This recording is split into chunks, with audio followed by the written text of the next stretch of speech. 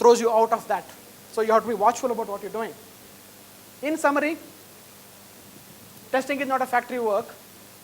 Get out of the routine thing. If you are in the routine thing, for your good, this is a please humble request from my side. If you are in the routine work, get out of that. You might figure out a recipe how to do it in your company, but if you want to survive and grow and excel in the testing career, first thing you should do is get out of the routine rut.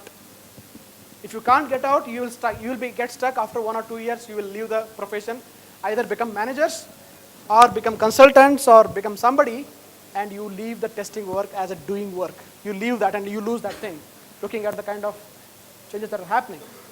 Traditional thinking in terms of negative and destructive is too narrow. Being skeptical, being only bug finding will not take you. That kind of testing persona will die, and it is all dying. Think of testing as divergent and evaluate phenomena, cognitive process. You can change your mindset by constantly evaluating and questioning your own beliefs and values. What I'm believing, is it true? Is it right? Is there anybody who is giving the other kind of a contradictory idea or a belief? Apply critical thinking. Surround yourself with the people who don't think like you. If you are normal set of kind of a thing who thinks that software has to be done this way, seek out and partner with those people who think differently than you. That's the way you can challenge your beliefs. That's the way you can think critically about your idea. That's the way you can change your mindset. That's the way you can make and improve your testing skills.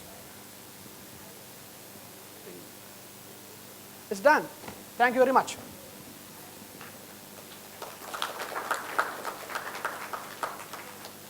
Any time for questions? Yeah.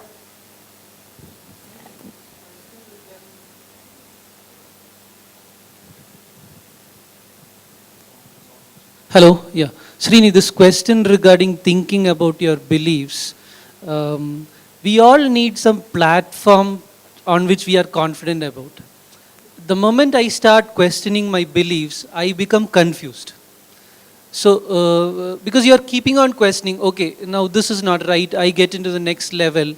So, there should be some platform on which, if you talk about system thinking and all, people say, okay, you can keep on questioning everything, but you will never reach, you have to have some confidence, some platform on which you need to stay and then look at the world, look at into testing. So, So your question is about confusion. Right. Feynman once famously said, confusion is a beautiful state of mind which leads to give lot of nice things about it. So if you are confused, to me, it's a better state to be in, which means you are thinking. Unlike others who are very pakka in their mind, they don't think about anything, they have no doubt in their mind. If you are confused, I would say kudos, you are in the right track, man, go ahead. And if you are in a confusion state, personally I can take, you can drop a mail to me, I'll try to see if I can help you with. When I'm confused, I think it as a positive aspect, I explore further. At some point of time, if I'm not able to solve the problem, there are a lot of good community people around, mentors around who can help you to get things. So confusion is again, this is where a contrarian approach. If you are a traditional thing, if you are confused, you're in the wrong state. No. With respect to thinking, if you are confused, which means you have understood 2-3 different opinions and you are not able to pick which one is right. And the whole pursuit of a tester is not to get to the right, but to think differently and generate as many as parallel ideas. Those ideas can help you in evaluating the product in a different ways. That's why tester gets an important role, because developers can't think like that, or they are not programmed to think like that. They're all convergent. Given a specification, give me a working product. And testers start from there. Given a working product, tell me how does it work. Think about divergence. Confusion is a virtue. And be happy with being in the state of confusion. Thanks. Is it done? So great. Thank you very much for the thank thing. you. If you have anything like confusion and all that, please drop a mail to me. I'm still exploring the mindset. Hopefully I come back and talk mindset 2 in the next conference. See you till then. As every time, I have one request for you people. I don't want this to be like this. These chairs to be filled first, then we can go back. Can you just come front and sit? Like those who are on the back side, if you can just come in the front and sit, that will be great.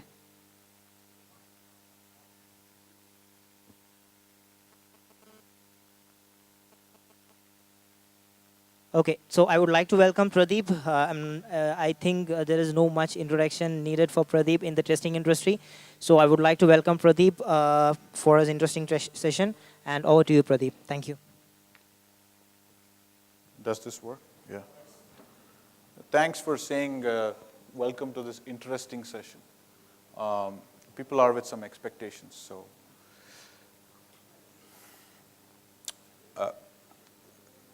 How many of you are employees of some company?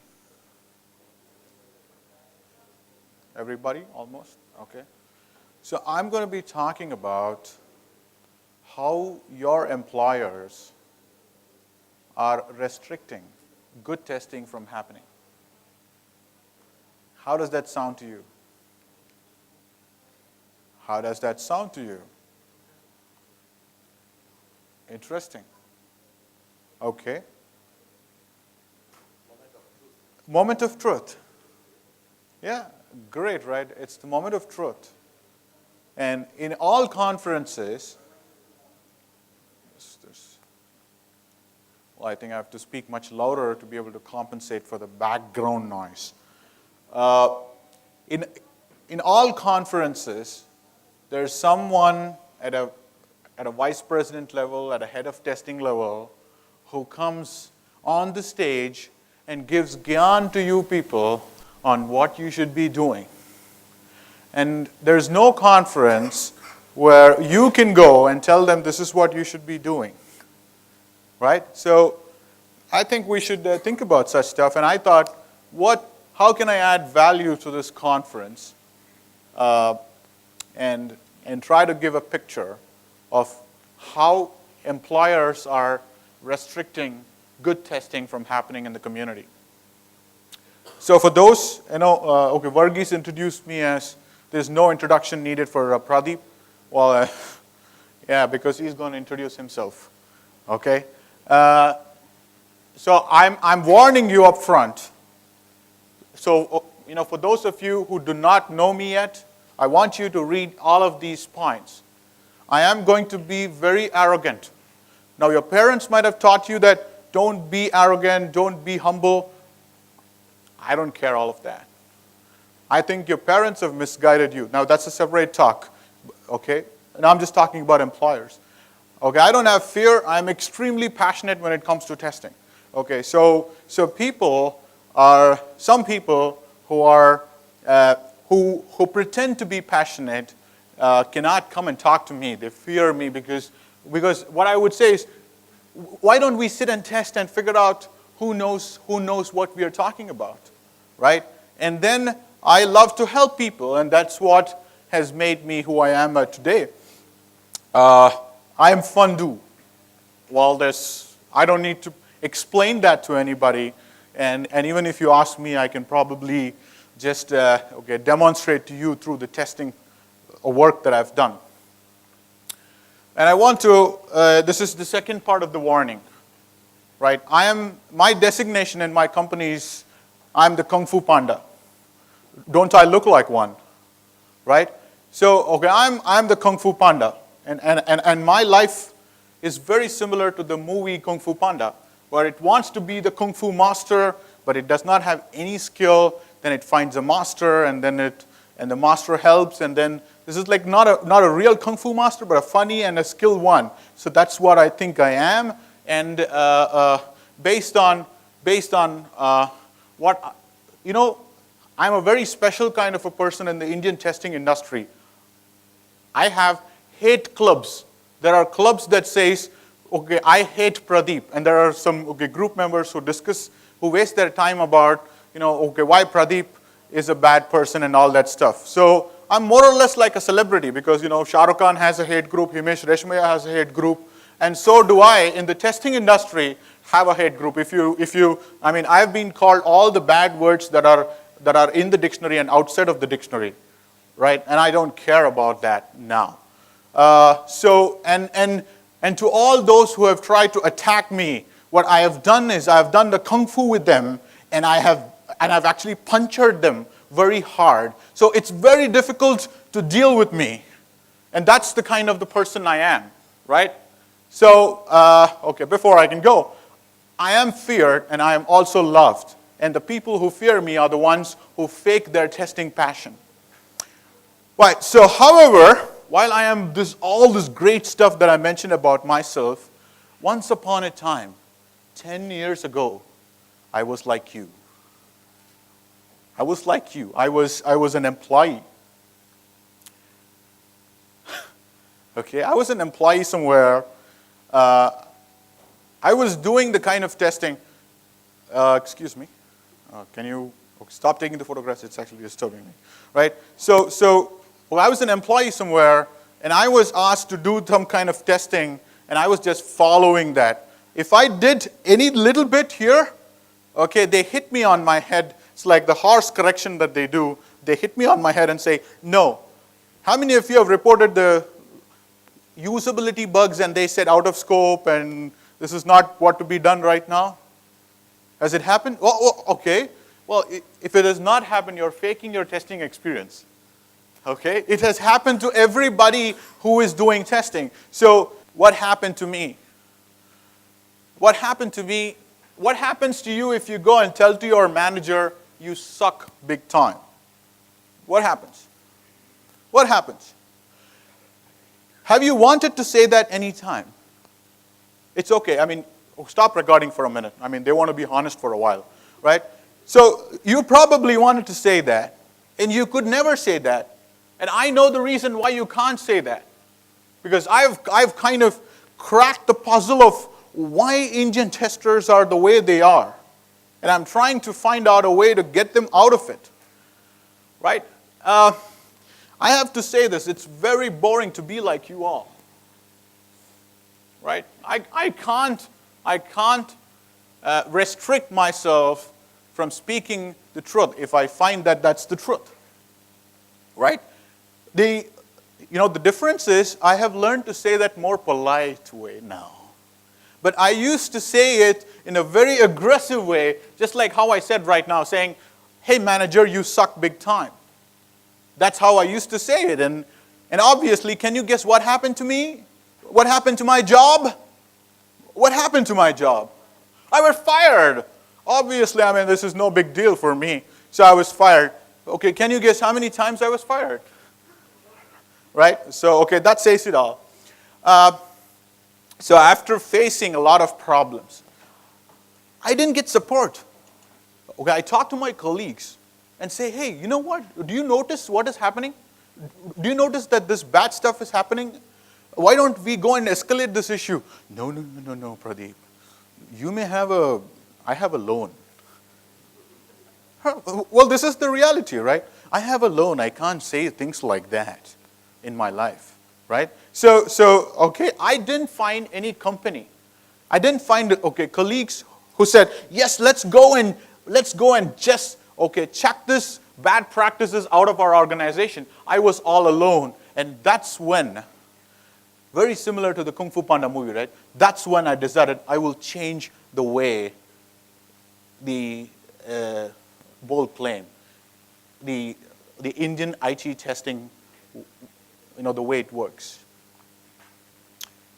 Right? It's a very big challenge. It's a very big challenge. Now, at least I accepted the challenge. And for the last 7 years, I've been living that challenge. And that's what my life is about. About employers. How much do you know about your employers? By the way, I have to tell you, I mean, for those of you who don't know, I'm an employer myself. Okay, so this is a very rare opportunity in India where the employer is pointing finger at themselves instead of, okay, pointing at you all, right? So how much do you know about your employers? Why did they start business? Why do you think your employer started a business? To make money. Why? Right? So, and I guess it's consistent with all other WhatsApp people. right? Okay, Infosys may have a $4 billion cash reserve. Like it's like 4 billion cash reserve, but there was no hikes given over the last 2 years.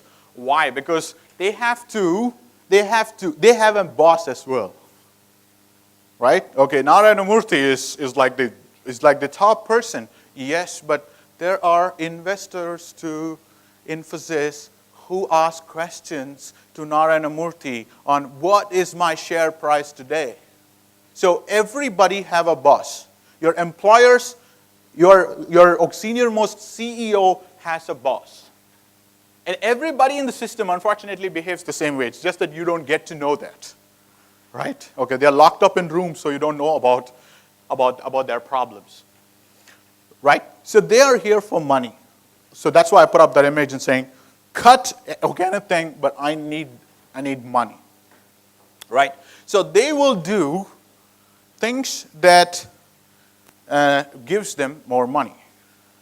And what gives them more money is what motivates them.